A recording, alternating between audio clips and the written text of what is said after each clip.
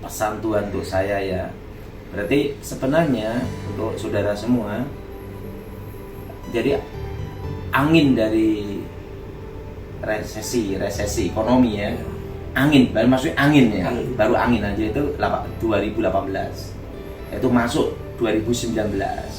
Nah sekarang angin yang sebenarnya adalah tahun 2020. Saudara, puji Tuhan, sekarang saya bersama dengan sahabat saya, Pastor Tony. Ya, puji Tuhan ya Pastor. Kita sudah 25 tahun lalu ya, kita berjumpa Pastor ya. 20 lah. 20 tahun yang lalu ya Pastor. Kita masih punya pengalaman bersama Tuhan dalam pelayanan Pastor ya. Iya Pak, nyabut susu pakai tang ya. Nyabut susu pakai tang ya Pastor ya. Iya saudara, luar biasa. Beliau ada seorang yang ambil keputusan yang bijaksana untuk melayani Tuhan. Dari seorang dukun sakti. Salam Pastor Daud, ya, bagaimana kabarnya? Haleluya.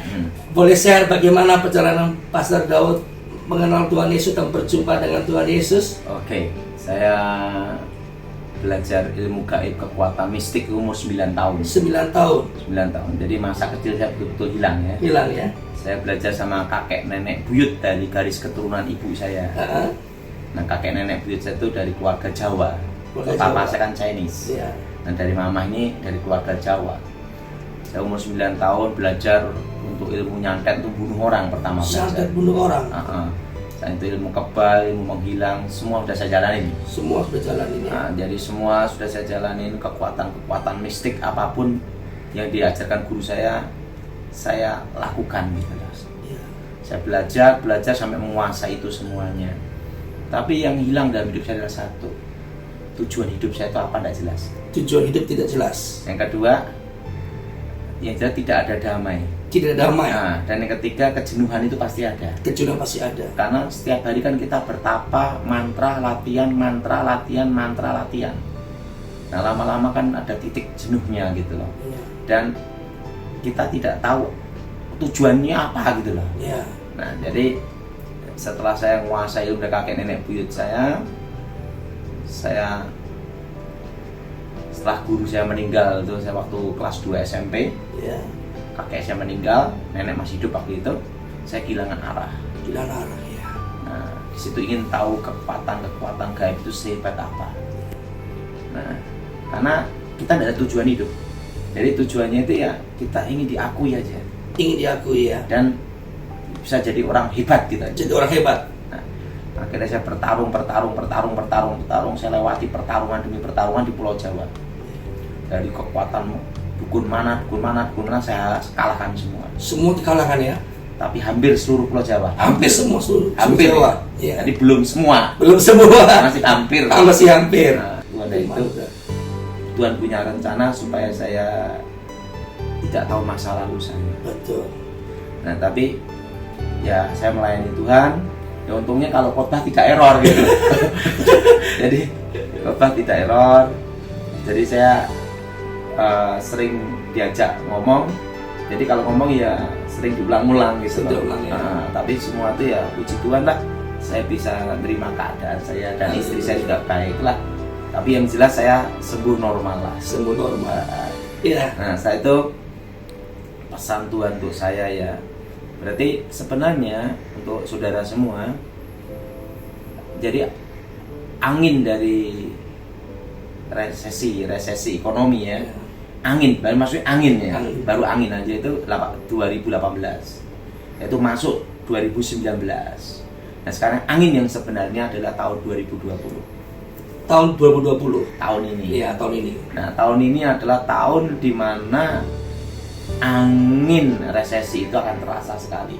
Tetapi ingat, Indonesia itu tertolong. Pertama karena pertolongan Tuhan. Ya. Kedua karena sumber daya alam. Sumber daya alamnya ya. Jadi krisis apapun di dunia, pertama ada Tuhan pasti mencukupi semuanya. Amin. Dan yang kedua, dibantu dengan anugerah Tuhan juga, sumber daya alam Indonesia ini bagus. Tanah subur, setelah itu ikan, setelah itu hasil tambang.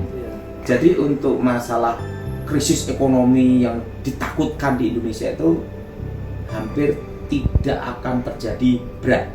Ya, hanya terasa aja lah. Hanya terasa saja Pastor ya. Terasa, terutama kalangan menengah ke bawah ya. Harga-harga barang naik, yang tidak naik hanya harga diri. Harga diri ya. Nah, tetapi itu tidak terlalu berat gitu. Karena kita pertama karena Tuhan pasti tolong Indonesia. Amin. Dan yang kedua, Tuhan berikan anugerah atas Indonesia. Amin. Ini sumber daya alam. Sumber daya alam. Nah, tapi ini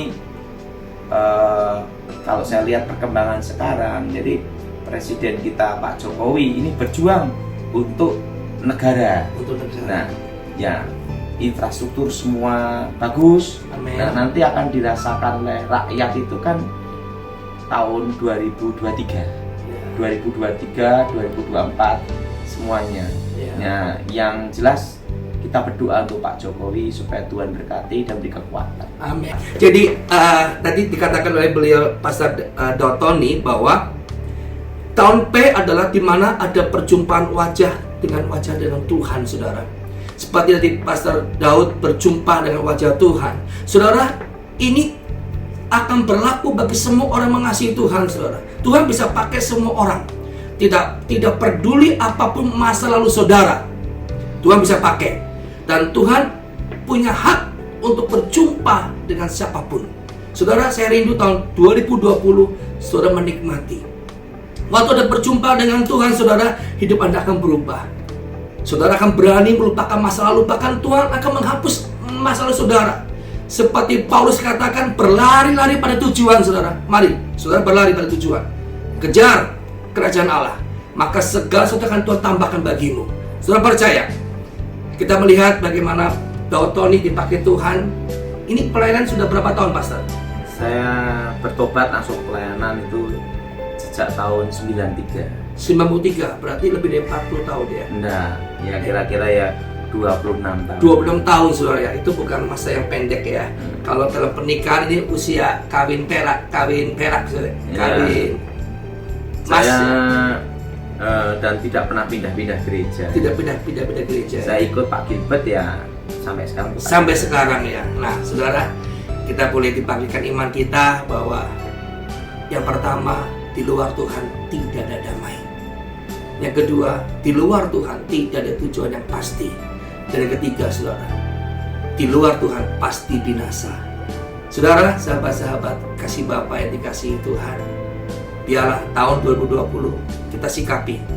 Kita mau sungguh-sungguh mengenal Tuhan Yesus secara pribadi. Kita mau sungguh-sungguh hidup dalam ketaatan.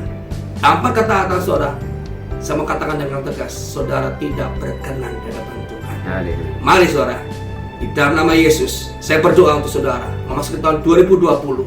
Saya percaya bahwa tahun ini adalah tahun kemenangan. Deklarasi saudara bahwa tidak ada yang tidak berhasil, pasti berhasil. Mari, hambanya akan berdoa untuk saudara semua. Mari kita berdoa. Bapa di surga, Yes. aku percaya jemaatmu, umatmu, engkau berkati dan wajahmu menyinari hidup mereka. Amin. Dan saat ini telingamu mendengar doa-doa Yes. mereka. Bebaskan dari yang jahat, bebaskan dari Yes. supaya namamu dimuliakan dan diagungkan. Amin. Dan kuasa Yesus dinyatakan. Di Amin. dalam nama Yesus, berkat dari Bapa di surga, Yes. Allah Anak dan Allah Roh Kudus menyertai. Demi nama Yesus. Amin. Amin.